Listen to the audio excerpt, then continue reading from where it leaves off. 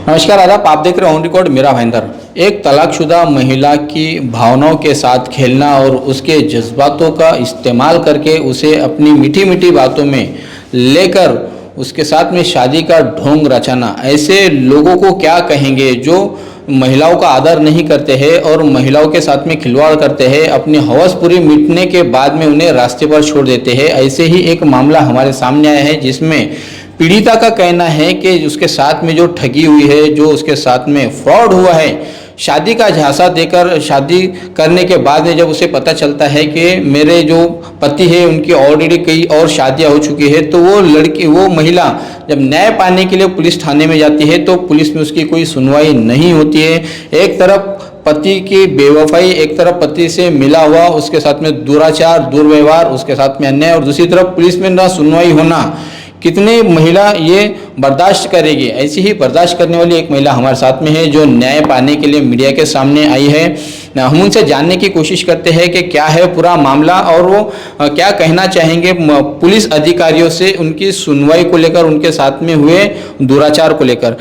जी आप बताइए, आप कहाँ पर रहते हैं और क्या हुआ है आपके साथ में और किस व्यक्ति ने आपके साथ में ठगी की? मैं भाईंदर वेस्ट में रहती हूँ, भोला नगर, रामेश्वर बिल्डिंग। मेरे हस्बैंड का नाम है नवीन चंद्र पटेल, मेरा नाम है पूजा नवीन चंद्र पटेल। मेरी शादी नवीन पटेल के साथ में हुई है। कोई एक आंटी थी, उनको कोई आंटी थी, उनको मैंने बोला था कोई लड़का शादी के लिए रहेगा तो बताना, तो उन्होंने बोला कि ठीक है मैं बताती हूँ करके। फिर मतलब आपके पहले पति से डिवोर्स होने के बाद में, और 2 बच्चे आपके साथ में पहले पति से? हाँ, मेरे पहले हस्बैंड से मेरे 2 बच्चे हैं, एक 15 साल की लड़की है, 11 साल का लड़का है। और मतलब मीन्स ये आदमी मिलने के बाद, और मेरा डिवोर्स हो चुका था, ये आदमी मिलने के बाद में मुझे बोले कि मैं सारा कुछ तेरा देखूँगा, और उसके बाद में इन्होंने मेरा कुछ भी ध्यान नहीं रखा, देखा नहीं, और मुझे बोले कि मैं थोड़ा आपको रोकना चाहूँगा कि आपकी इनकी मुलाकात किसी आंटी के माध्यम से हुई। जब आपने रिश्ते की बात कही कि आपको कहीं से रिश्ता जो करना है, आपको शादी करनी, तो इनकी और आपकी जब मुलाकात हुई है तो मुलाकात के बाद में आपके दरमियान में क्या बातें हुई और शादी तक कैसे नौबत आई? इन्होंने बोला कि मैं तेरे लिए लड़का ढूंढता हूँ कोई अच्छा, ठीक है। फिर उसके बाद में इन्होंने लड़के ढूंढे, फिर मुझे बोले कि कोई किसी का बच्चा नहीं देखता है पूजा, मैं तेरा बच्चा देखूँगा। ये सब झांसे में उन्होंने मुझे फंसाया, और उन्होंने मेरे को बोला कि मैं जैसे शादी करना चाहता हूँ। तो फिर मैंने बोला कि तुम्हारी उम्र में मेरी उम्र में बहुत फ़र्क है। तो इन्होंने बोला उम्र का कोई लिहाज नहीं होता है, उम्र नहीं देखी जाती है, बड़े बड़े लोग भी, हीरोइन लोग सब शादियाँ करते हैं। उस वजह से उन्होंने मेरे से शादी की। जिस वक्त आपसे उनकी शादी हुई थी तो क्या आप जानते थे कि वो डिवोर्सी है, या फिर उन्होंने आपसे कुछ कह रखा था कि उनकी भी बच्चे हैं, उनको भी वो संभाल रहे हैं? उन्होंने बोला था कि मैं डिवोर्सी हूँ, मेरा डिवोर्स हो चुका है, मेरी वाइफ मेरे साथ में नहीं रहती है, वो मेरे बच्चों के साथ में रहती है। मैंने बोला अच्छा ठीक है।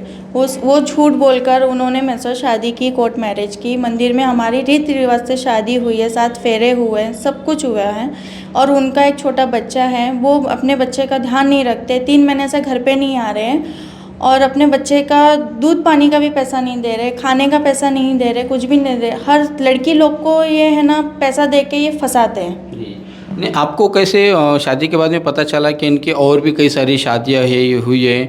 जैसे उनकी जो पत्नी थी, उनके जो बच्चे थे वो गांव से आ गए, और कहीं पर उनका बाहर भी आना जाना है, वहाँ पर भी उनकी शादी हुई है। एक चाइना में भी उनकी वाइफ है, और ये चाइना आते जाते थे। चाइना में इनका बिज़नेस है, मोती का और डायमंड का, ये सब चीज़ का बिज़नेस है। वहाँ पे वो आते जाते थे। इनका वीडियो कॉलिंग ये वगैरह पे देखा मैंने बोली ये सब क्या है, तो ये बोलते हैं कि नहीं मेरी दोस्त है करके। फिर बाद में मुझे धीरे धीरे पता चला कि इन्होंने वहाँ पर भी रखी हुई है, वहाँ पर भी ये मतलब म्यूज़ वो लड़की का भी करते हैं और मेरा भी किया गया है। तो ये बंदे से, जो नवीन पटेल चंद्र जो हैं, ये बंदे से आप प्लीज़, जितनी भी लड़कियां हैं, औरतें हैं, प्लीज़ इनसे सावधान रहिए। और आप जब आपको पता चलता है कि आपके साथ में चीटिंग हुई है, ये आदमी ठरकी किस्म का है, ये सिर्फ महिलाओं का इस्तेमाल करना जानता है, उनका शोषण करना जानता है, तब फिर आप पुलिस थाने में गए तो वहाँ से आपको क्या रिस्पॉन्स मिलता है? मैं पुलिस थाने में जाती हूँ तो मेरा कोई भी कंप्लेंट नहीं लेता है। मैं बोलती हूँ कि मेरा हस्बैंड ऐसा ऐसा करता है, तो वो मुझे मेरे को धमकी दिखाता है मेरा आदमी, बड़े बड़े लोग का, कि मेरे ये पहचान वाले, तुझे जो करना है कर ले, और मेरे आगे पीछे मेरे माँ बाप नहीं है, कोई नहीं है, इस वजह से मुझे वो दबा देता है। नहीं, मेरा सवाल ये था कि जब आप पुलिस थाने जाते हैं तो पुलिस क्यों आपकी सुनवाई नहीं करती है, क्या होता है वहाँ पर?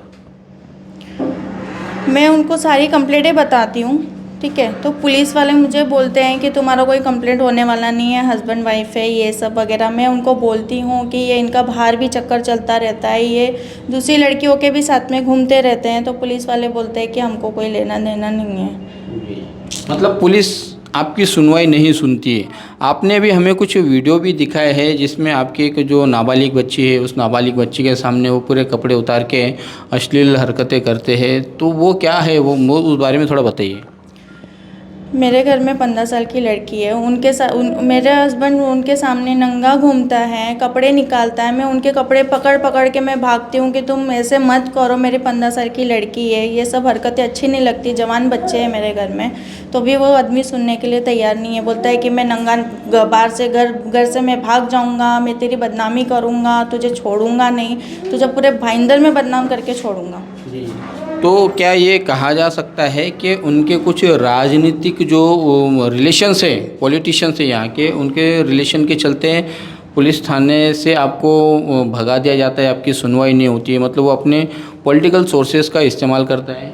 हाँ, ये पॉलिटिक्स ये जो है इनका इस्तेमाल करते हैं, उनके कोई है पता नहीं पहचान के, तो बोलते हैं कि तू तेरे को जो करना है कर, मेरे बहुत सारे बड़े बड़े लोग मेरे पहचान के हैं, मेरा कुछ उखड़ने वाला नहीं है, मैं पुलिस को भी खरीद सकता हूँ और मैं वकील को भी खरीद सकता हूँ। हमारे माध्यम से आप क्या कहना चाहेंगे पुलिस के आला अधिकारियों से और विशेष रूप से भाईंदर पुलिस थाने से? नमस्ते, मैं यही कहना चाहूँगी कि मेरा जो भी कंप्लेंट है आप प्लीज़ मेरा कंप्लेंट लीजिए और मेरे हस्बैंड के ऊपर एक FIR करवाइए, और जो मेरी बेटी के साथ में, जो मेरे तीनों बच्चे के साथ में हो रहा है, वो प्लीज़ जो भी है उसका न्याय मुझे चाहिए।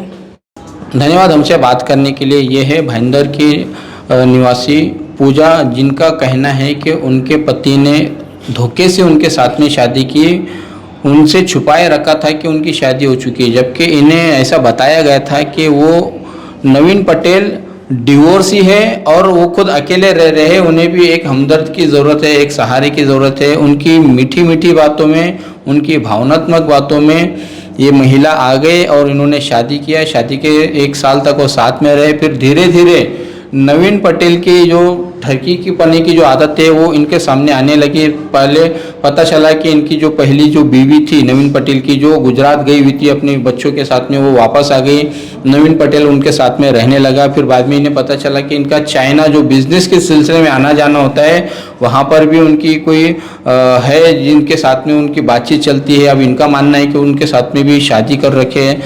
तो समाज में जो एक पहले से एक रीति रिवाज है कि किसी भी अपनी पहली पत्नी की मंजूरी लिए बगैर या उससे डिवोर्स की प्रक्रिया हुए बगैर दूसरी शादी नहीं कर सकते हैं। यहाँ पर नवीन पटेल 3 शादियाँ एक साथ में कर रहे हैं और भी इस वक्त कई सारी महिलाओं के साथ में रह रहा है, ऐसा इनका आरोप है, ऐसा इनका कहना है। तो जब ये न्याय के लिए पुलिस थाने में जाते हैं तो राजनीतिक दबाव के चलते पुलिस इनकी सुनवाई नहीं करती है। इस खबर के माध्यम से हम मीरा भाईंदर वसई विरार पुलिस कमिश्नरेट के आला अधिकारी और भाईंदर पुलिस थाने के सीनियर PI से मांग करते हैं, उनसे अपील करते हैं कि जिस तरह से एक 15 वर्षीय नाबालिग बच्ची के सामने पूरी तरह से कपड़े उतारकर अश्लील हरकतें करना और इनके साथ में शादी के दौरान अपने आप को डिवोर्सी बताकर इन्हें झांसे में लेकर इनके साथ में ठगी की है, तो ये 2 प्रमुख धाराओं के तहत, ये 2 प्रमुख गुनाहों के तहत नवीन पटेल पर कानूनी कार्रवाई की जाए, उन पर FIR ली जाए, ऐसी हम आशा करते हैं। और पुलिस ज़रूर इस पूरे मामले की गंभीरता को देखते हुए सकारात्मक पहल करेगी, सकारात्मक कदम उठाएगी, ऐसी भी हम आशा करते हैं। देखना है कि कब तक इस पीड़ित महिला को भाईंदर पुलिस थाने से न्याय मिलता है। आप देख रहे हैं कैमरामैन आरिफ कुरैशी और साबिर शेख के साथ ऑन रिकॉर्ड मेरा भाईंदर। धन्यवाद।